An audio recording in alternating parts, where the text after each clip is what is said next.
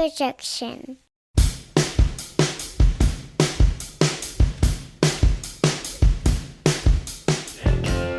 Welcome, everybody. You've dialed up Taking It Down, the pop culture podcast from analytic, Alabama, TV-loving minds. We are produced by the site thealabamatake.com, where you can find more podcasts, as well as musing on pop culture, and a little on politics. I'm one of the hosts of Taking It Down. I am Donovan Reinwald. We are missing Mr. Blaine Duncan today. We have kicked him out. Teacher is out. The kids are in control of the classroom. And the kids are trying to figure out, why do we like what we like? Why do we hate what we hate? Now, fortunately for you, mine is not going to be the only viewpoint that you hear, or this would be a very boring podcast. But I also have with me Mr. Adam Morrow and Ms. Natalie Morrow. Wow. Great to be here. Yeah. I don't think that's correct. Mrs. Natalie Morrow, right? Sorry, Mrs. Natalie Morrow. Yeah. Mrs. Adam Morrow, if you will. Ew, I don't. I won't. I won't. Since both of the shows we're going to talk about today feature a woman's perspective, I thought that I'd start out by making every woman mad with me. You talking about the teacher being gone? Have you ever, when you were in school, Donovan, I know you had a long stint in homeschool. Did you ever have a teacher just get up and leave your classroom in public school? Did that ever happen? Does my mom count? Natalie, did that ever happen to you? I was in 8th grade Spanish class, and we had a substitute teacher just get up and walk out of the room and then pace in the hallway holding her head in her hand saying, "I quit, I'm never coming back." What did you all do to her? Oh, it was a nightmare. There were like fights going on. There was just yelling and throwing of paper. It was a riot. Like a literal riot. Yeah, for sure.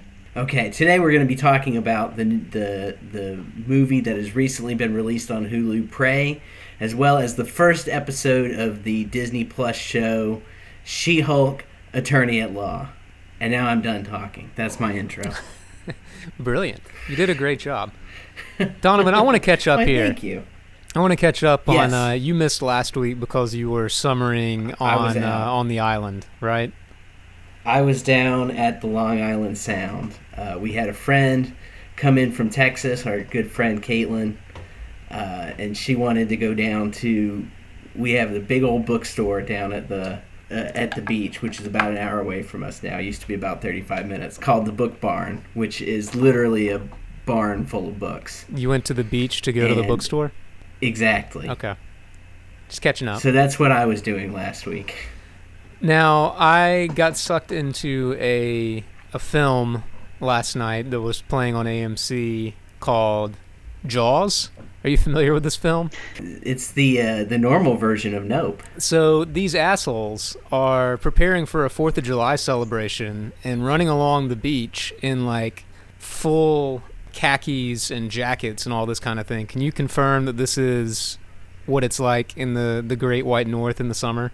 I can confirm that the Atlantic Ocean is freezing. So currently it's in the 90s today, but last week we had it dip into the 50s some nights. You know, so we're talking like 58 in the middle of August. This sounds like idle chatter, but we are an Alabama-based podcast. It feels like once it gets to August, I want to leave.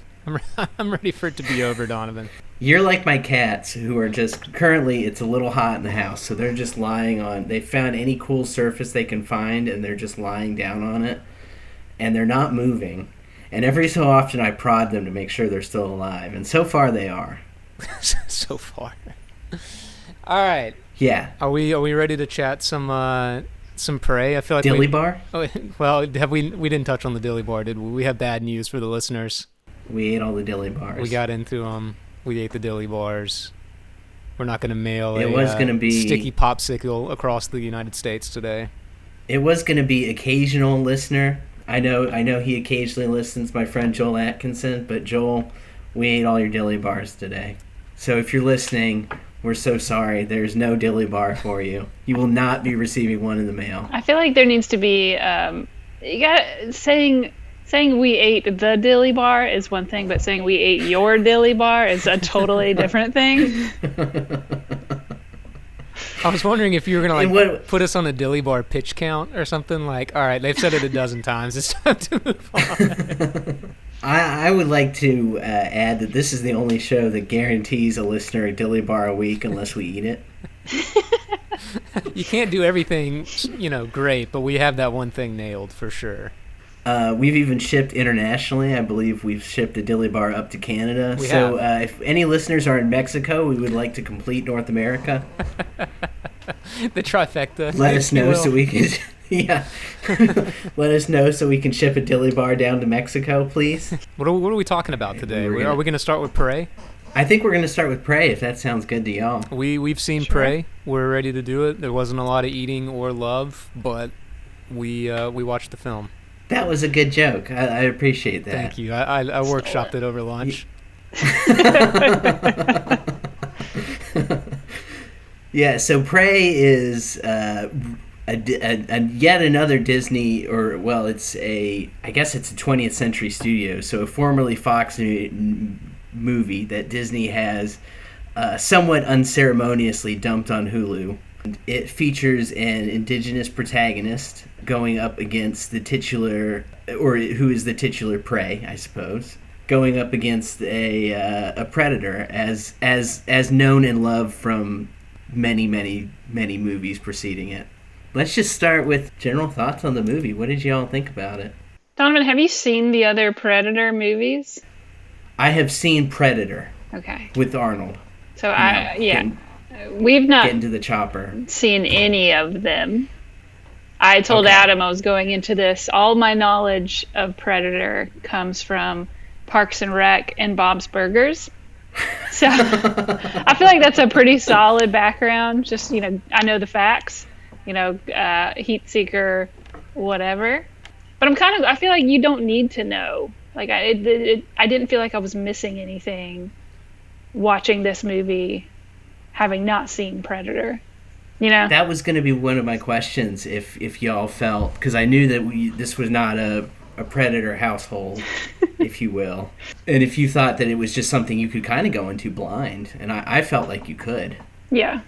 Donovan, how much have you engaged with the franchise? Because as I'm digging, I'm like, there's, first I didn't even. You said I'm watching this film, and listeners, if Donovan tells me that he has watched something or read something or listened to something, I don't do any research. I just engage with that cultural object because he's batting 1,000 over here. So, but as I did pull it up, that's high praise. Yeah.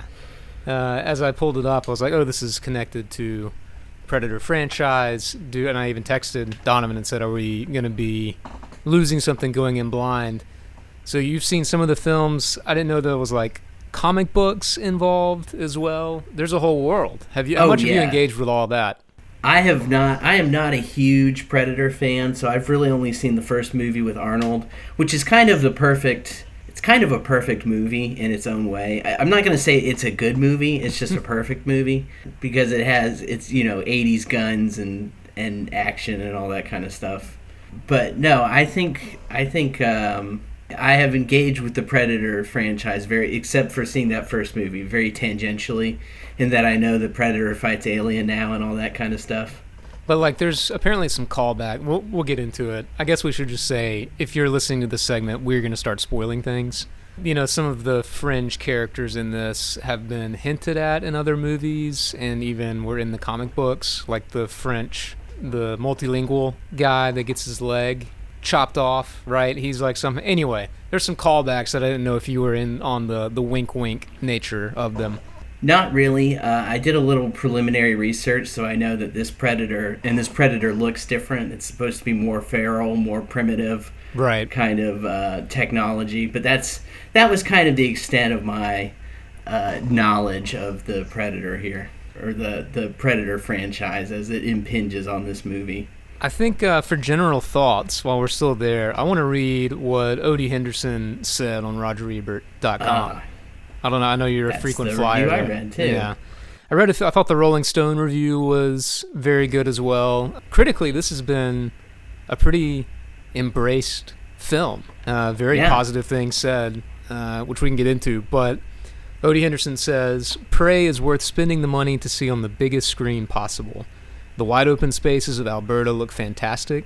There's plenty of monster mayhem and action. And the striking score by Sarah Schachner deserves to be blasted from the largest speakers available. So, why is Disney dumping an entry in the popular Predator series on Hulu in the middle of the summer? The original, starring Arnold Schwarzenegger, turns 35 this year. What better way to celebrate than with a prequel that's better than any of its sequels? The marketing team could have had a field day promoting this connection, so why is this film going straight to streaming with no simultaneous theatrical presence? It's a great question, because my general, if you wanted to say, what's your first impression, is this thing looked fantastic. Yes, it did. For a sci-fi monster thriller kind of thing that is going to be, that review goes on to say, is it because it could be called a period drama if looked at a certain way? It was big in scope and patient in its shot delivery and just really satisfying to watch. As far as it's just funny, we're doing I feel like we have a shared Facebook account now, we're really not a Predator household kind of thing, but though we haven't really watched, we don't consume a lot in this genre, and some of those things that can take me out of films like this, that wasn't an issue here. Like what? They let things, this is an issue I think with a lot of film now, is quick cuts and jumpy camera work and all these kind of things, and it really embraced the scale of shooting on the plains of Canada and with these beautiful mountain backdrops, and I found that it was kind of a surprise that he went all in on this, but I was appreciative of that. Yeah, based on, I was going to ask y'all how you felt about watching it on the small screen. And part of that was based on Odie's, Odie Henderson is one of my favorite reviewers at RogerEbert.com. His very good question as to why it's kind of been dumped unceremoniously on Hulu. And whether the convenience of it was, it's convenient, you don't have to leave your house, it's still kind of COVID times.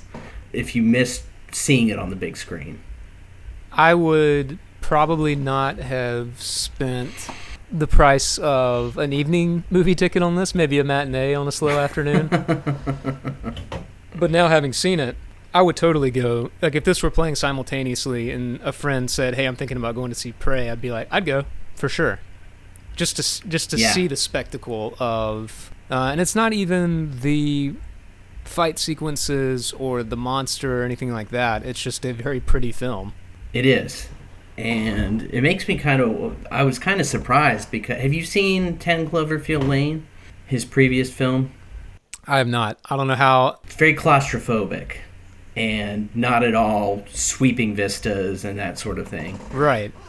So I was a little surprised to see that. The premise of Cloverfield is the complete opposite of this, right? Basically, it's John Goodman has people trapped in his bunker because he says that there's a monster outside, or that there's something outside and they can't go out, and he's basically kidnapped them. And again, it's very claustrophobic and kind of inward looking, which feels like the opposite of this movie. Oh no, I was just going to say, which is sweeping. I was surprised to start doing my digging into what else. I knew he had done Cloverfield, but as I started trying to see what else he had done, there's not another feature-length film. Like, he did an episode of Black Mirror. He's done even commercial work, directed some great episodes of television, but I'm surprised it took this long, because I remember Cloverfield coming out, but that was 6 years ago. Surprised he hasn't gotten a shot until now. And kind of makes you wonder what happened behind the scenes with this one. When was it completed and all that kind of stuff? Did it sit on the shelf for a little bit, since it did get a Hulu midsummer release? Is there something kind of going on? Not in the background, because this has been a pretty widely critically, audiences seem to like it, critics seem to like it, grounding it in an indigenous storyline. I thought was a really interesting choice too, keeping it from the point of view of the Comanche people. And our main protagonist is a Comanche warrior, or she wants to be a warrior hunter, who kind of has to deal with sexism from her own people and her own brother. Did the indigenous storyline work for y'all? I thought it did. I thought it was it worked really well for, like you guys were talking about, like the scope and the landscape and just how big everything seemed. And I thought too, I remember when we were watching it thinking that this script must have been like tiny. Like there just wasn't that much dialogue, at least what we're used to seeing in films.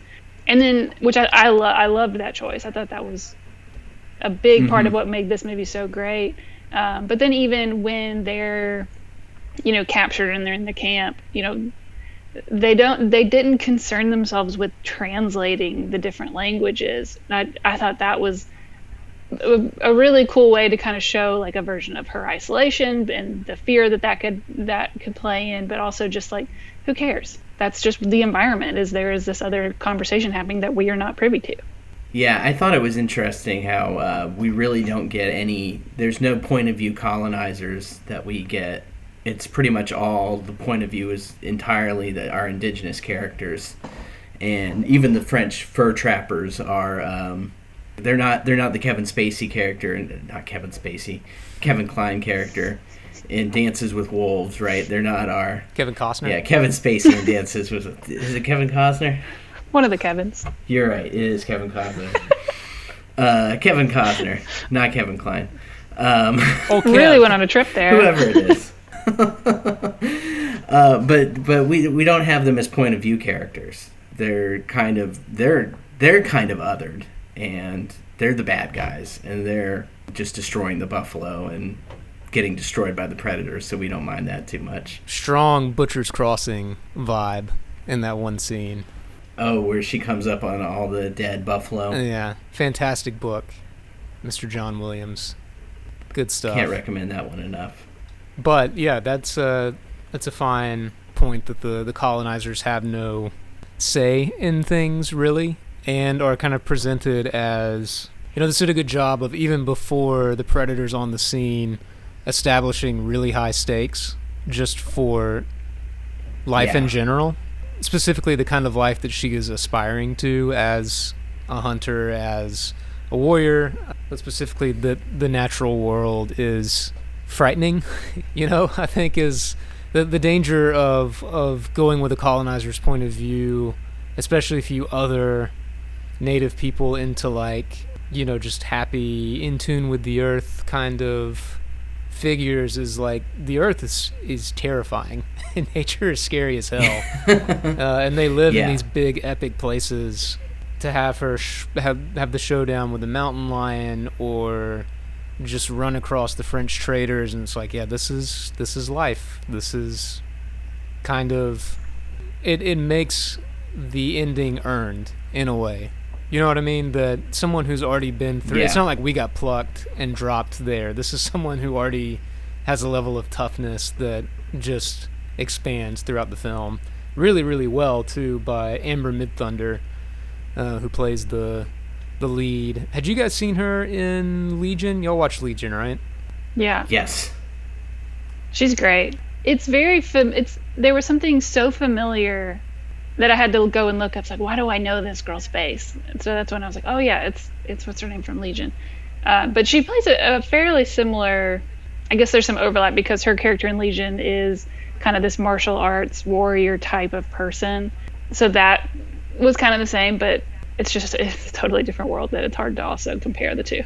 But she had played like a kinetic, I think the Rolling Stone review used the word kinetic performance, and you really do feel like she is the stone rolling downhill through the whole thing and gaining momentum and getting stronger and stronger, and she physically portrays that, but in a way that's not overly masculine. You know what I mean? Like I said, she gets stronger, but she's kind of always using her own set of skills to navigate this scary as hell world. Yeah, she's more perceptive, and I think some of the reviews I've said noticed that she's more perceptive and than some of the men are, and that's kind of one way that she is different, or her point of view is different than just the male warriors.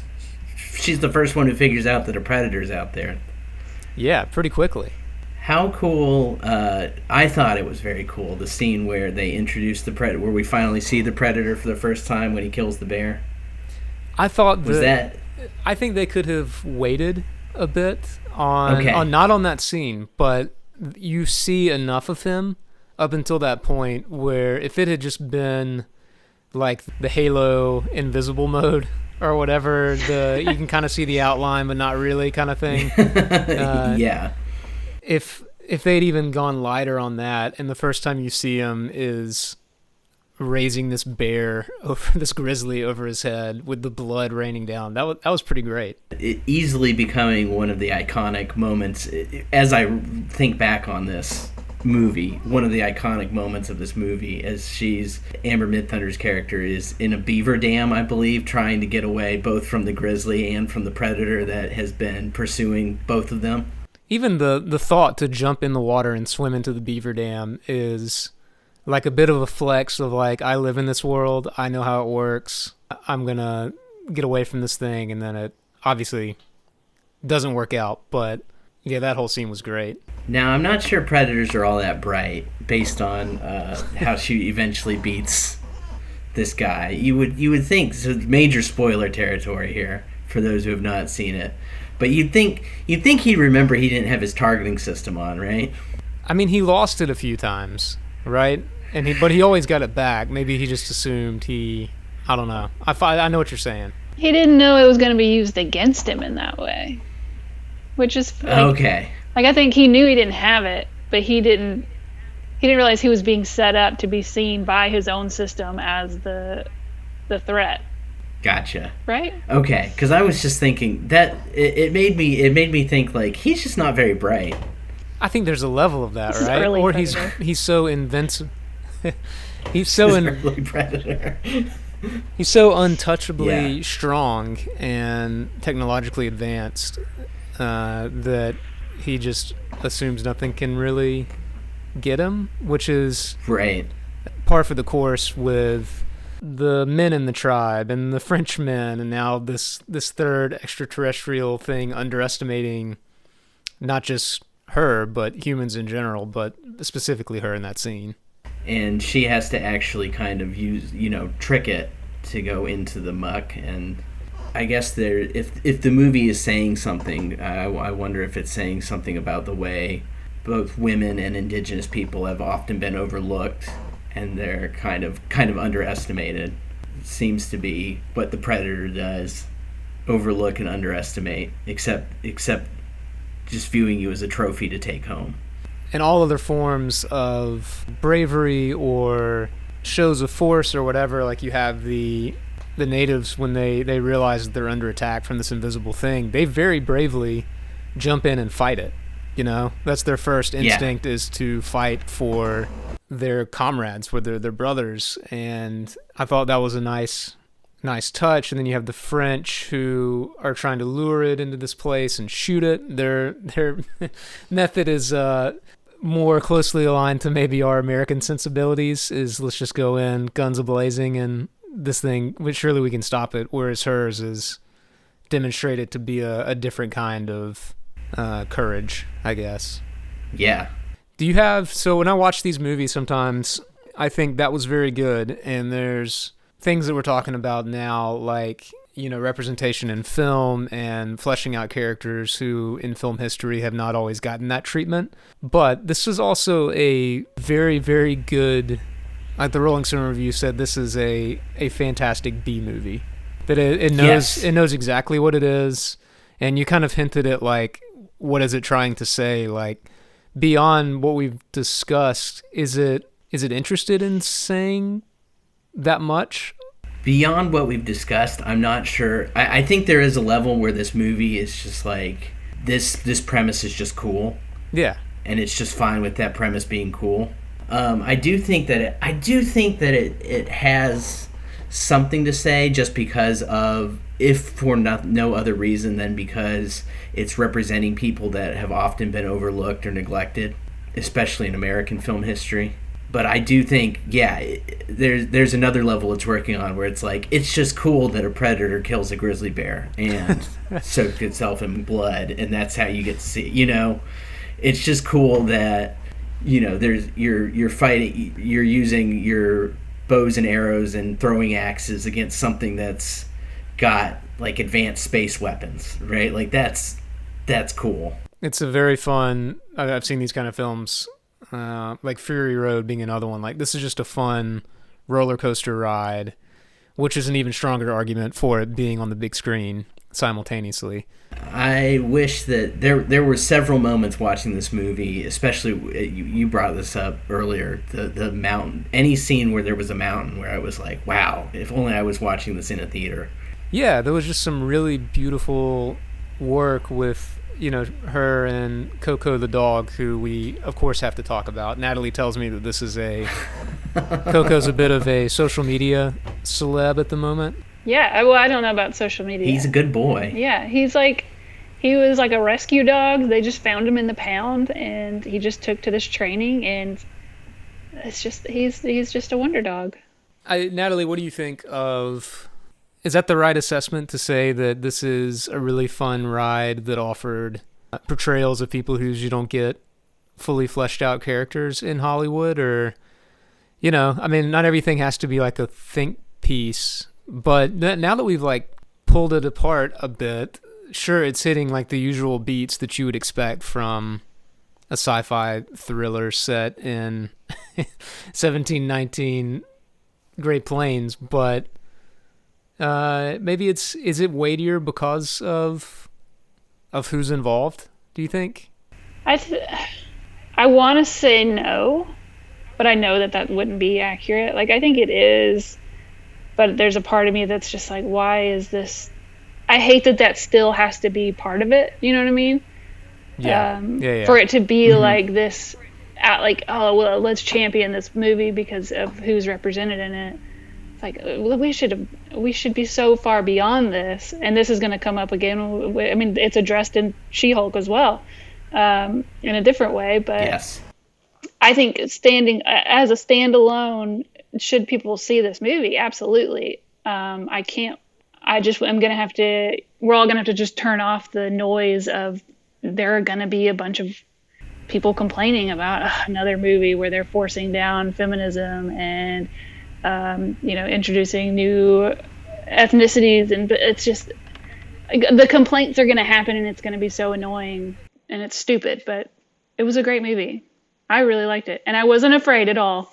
It's such a fun movie that does its job well. Again, Rolling Stone saying it's almost a perfect B movie. Yeah. I don't understand why people get so upset. It didn't force anything.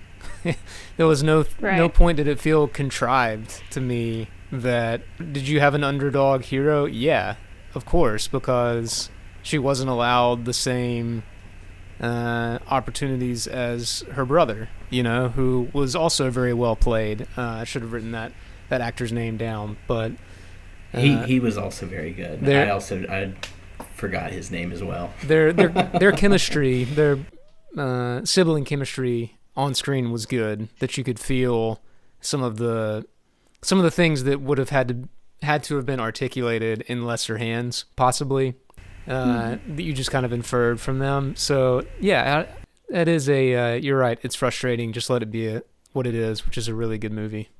I think I would agree with that. It's cool. It's cool that it is doing what it is, but Natalie is also right that there's gonna be all that noise from folks who feel like they're being fed something they don't want to be fed, and like I guess I'm sorry. Like if you don't watch this movie, you're missing out on a really good, really cool movie. Yeah. With a cool perspective. Well, is that a nice transition point to our break and then our second segment? If you're new to us, you'll want to know that the Alabama Take produces this show, and that pop culture and political site is on Facebook, Twitter, Instagram, and TikTok. New to Twitter and Instagram? That's right, we can continue the conversation with you. Follow Taking It Down Pod on Twitter and Instagram, and keep an eye out for some talk from the hosts of the show. What else does the Alabama Take have going on? Well, besides writing several times a week, it also produces the podcast Alabama Slam, which hits airwaves each Friday morning. With superfan Corey Hanna, a seasoned interviewer, and former indie wrestler Patrick Akers breaking down the big storylines each week, there is no need for more. The Alabama Take is in production with 2 other shows, so stay tuned. I think we hosts have seen some teasers of those coming up, and I think it's going to be something really exciting. Subscribe to the YouTube channel because all of the podcasts are there, but perhaps even better for such a visual medium.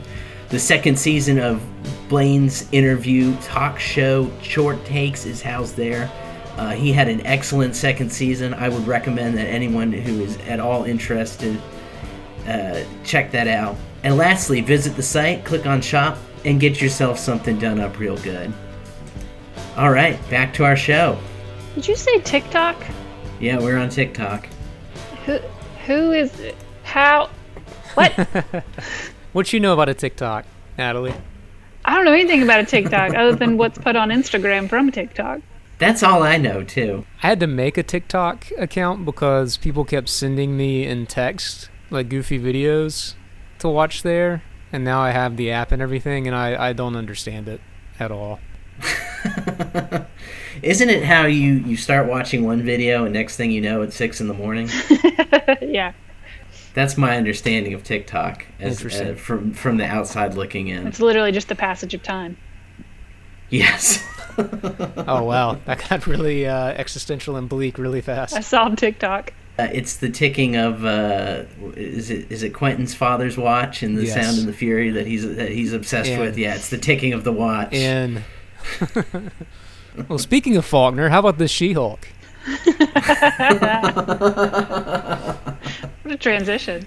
I'm gonna say my overall review of the show, drawing before we go into spoilers, is Tatiana. I hope I say her name right. Tatiana Maslany continues to be a delight. She's just fun to watch. Last time we saw her was in Perry Mason. Completely different character, completely different affect, and now she's the protagonist of She-Hulk Attorney at Law. I really enjoyed getting to watch her. That's my spoilerless review. It's always good to see. She's fun to watch. Always good to see a former Parks and Wrecker make good in the world. I think that they did her Was dirty. she on Parks and Rec? She Oh, had, like, that's a- right, she was. They didn't give her. She is like one of the cutest people on the planet, I think. And then when she's like Hulk version, it's like, who is that Like, it doesn't even look like her, and it's very annoying. What's with that? That bothered you. It really did. They did her wrong? It did. They like made her like obviously bigger. Her hair got long and like wavy and whatever. It's like she was. You could have just made the muscular version of Tatiana Maslany and not done this weird like Instagram filter version of her. Well, the regular Hulk doesn't really look anything like Mark Ruffalo. Maybe it's just because I've seen that version for so long. That is less jarring than what they've done to She-Hulk. Adam, what did you think about the show? Spoiler free. Spoiler free. Before we draw the spoiler line. I thought it was pretty good. I'm gonna veer on spoilers here, but I don't think they are.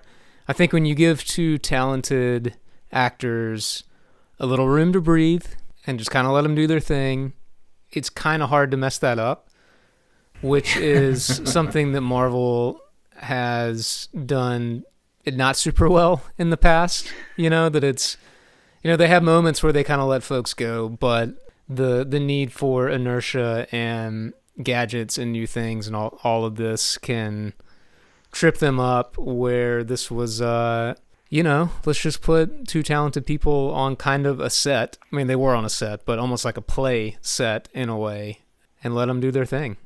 I thought it was good. Now, this show is billed as a comedy. For me, the jokes didn't super land. Did the jokes land with you? I thought some of them did. It felt very. I'm really curious about what happened behind the scenes because I think I read that we weren't supposed to get like the origin story episode until like episode 8 or something. And then just recently they switched it so that it would be episode 1. So I wonder if there was that issue of just like they needed to, I don't know, like define some things for certain characters way earlier than they originally did because things were falling flat. But I don't know. I think a lot of what works for this show, like Adam said, is just the ability of the actors to just be good at their job. Like the story is, we'll see, you know? I know it was fun to see. I would agree with Adam and with you that it was good to see Mark Ruffalo and Tatiana Maslany just playing off of each other when they were able to. A little less fun when Mark Ruffalo was just CGI Hulk because you're kind of at the mercy of whatever the special effects department does with you there. Watching both of them play off of each other was half the fun of the episode. The other half the fun, should we draw spoilers now? If it can be spoiled, yeah. Well, I think it's get into if we start talking about maybe a little bit of what the show's trying to say, or initially what it seems like it's trying to say. Jennifer Walters, who is Tatiana Maslany's character, is immediately much more in control of her Hulk-iness, her Hulk form. And did that resonate with you? And she says it's because she's much better at, because she's a woman, she's much better at controlling her anger because she has to be, because she could get, accused of being overly emotional or catcalled or literally murdered is what she puts it. Did that resonate with you, or was it just like, this is a very pat way, or this is a pat way to get her back into the lawyering part of this and to kind of move the episode along? Did it work, or was it not quite? I think it worked. This is another one of those things, like, to me as a woman, I understood those things. It didn't need to be said out loud the way that it was, but I also understand why it needed to be said out loud. Same thing. This was similar what I said about Prey. It's like, she is somebody who doesn't have as much physical strength, but has had to figure out and do all these like problem solving things to make up for it. It's like, these are all things that most women understand intuitively because we all do it. But sometimes to hear it said out loud feels a little silly. It made sense. I mean, it's accurate. It's kind of like stating the thesis, right? Like, right. When the show comes out and says, here's what we're going to be about a little bit. Or at least a little bit. Hey, that's the name of our show. Exactly. Yeah. Every time I think that, I try to remember that these are shows made for as many people as possible and as many young people as possible. Though a few of the jokes in this one were a bit above the usual Marvel age line, I guess. But maybe there are young girls who think, oh my God, she articulated something that I don't hear articulated in my house that often or in my school. Or, a young dude who this occurs to him for the first time. I don't know. So I try not to judge too hard there, but it did feel a bit spoon-fed. But isn't there also something, like her blood is doing something different? Could there be a physical reason that they're gonna...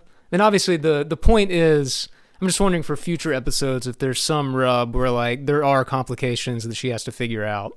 Oh, I thought her blood was just doing what Bruce Banner's blood was doing, where they both have the rare genetic combination that allowed them to synthesize gamma radiation and become a Hulk instead of just, dying. Well, there was something that he said... it's different, and she says it's better, kind of like jokingly, and he said no, it's just different. So I don't know if maybe that's going to come up, that she can control it better, and that is to do with the sad effects of cultural conditioning for a woman in America. Or I just didn't know if that was going to come up again, because it kind of went out of their way to make that point. Yeah, that's true. I forgot about that. But... it was like something like he used her blood to like heal himself quicker. Yes. Was that what it was? Like, God, I hope it's not like she's a woman. She's a healer. Like, that better not be where we go with Yeah, this. I'm gonna yeah. be so annoyed. Hopefully not. Yeah. Hopefully not. You were also right at the jokes cutting a little bit above the PG-13, which can we just get Tatiana Maslany saying fuck on TV? Can I have that at least once in my life? That'd be great. We're pretty close. we almost had it. It'll be interesting to see where, because this episode was pretty much all origin story. So it'll be interesting to see where this show goes now that it's kind of getting into the meat and potatoes of it. We got to see a little bit of that as we see that she's a super competent lawyer. I honestly, from this first episode, did not have a good read of like what is the show going to be like. And I was a little relieved. You talked about this being the origin story being at the front, like it is, in kind of a more conventional narrative arc. I was kind of relieved by that, that it didn't. We consume so much media, and I feel like the creators know that, so they're always trying to out-clever one another. But again, if you have two talented actors like this, were you kind of relieved that they did it in this order? I mean, obviously, we'll find out if it would have been plotting otherwise, if they felt like they had to do this. But sometimes when they just kind of play the classic hits, I'm kind of relieved. Yeah, I agree. Because that very first scene they teased, when she does her first breaking the fourth wall, let me tell you how we got here kind of a thing. I was like, oh, good. Like, I was worried when her friend said, if it doesn't work out, you can just Hulk out or whatever. It's like, no, it's not how I want this to go. And then immediately we went back in time, and it was great. I'm curious about what y'all think about the fourth wall breaking thing on this show. I'm not sure how I feel about it yet. We'll see how they use it in future episodes. There was a little bit of like, I bet you're wondering how we got here. Yeah. Yeah. Natalie, you saying that the paralegal and her friend who's helping her prep saying, well, you can just Hulk out, and then her indeed having to do that because, as she's warned, strange things kind of just find you when you're a Hulk, and that happens in the middle of her important court, the final remarks or whatever. But the fact that they didn't, we've spent like the last 15 years or so getting like gritty, conflicted stories about superheroes and all this kind of stuff. And the fact that she just has like a torn jacket and just delivers her remarks anyway, and it's kind of like upbeat, was kind of refreshing. No, I'd agree with that. So the approach that, like, to me, for some reason, like this whole, like, there are superheroes, but life goes on thing, it reminds me a lot of, this is like the bubblegum version of how Jessica Jones did that a bit. Like that whole, just like there were a lot of scenes just about how normal average people are dealing with the fact that their city just got attacked by aliens. So that I like that. I like that a lot. I think that works really well. Yeah, that's something I've enjoyed every time Marvel drops it in, just like the normal folks dealing with, like, your city just got attacked by aliens, or every other person that just vanished into thin air, and, like, how would a normal, and sometimes they, sometimes they do a good job with that. Like, they tried to build all of Winter Soldier around it and didn't do such a great job. Not Winter Soldier, Falcon and Winter Soldier. Tinker Tailor Soldier Winter. Yes. But yeah, it's kind of fun to just see, like you said, like how do normal folks relate to just the kind of weird madness of the world that they live in. Mm-hmm. And then giving like her version of, she is one of these superheroes now, but she still lives at least at this point, one episode in, seems pretty firmly planted in her earlier reality of just like, yeah, I'm the Hulk, let me beat this lady real quick.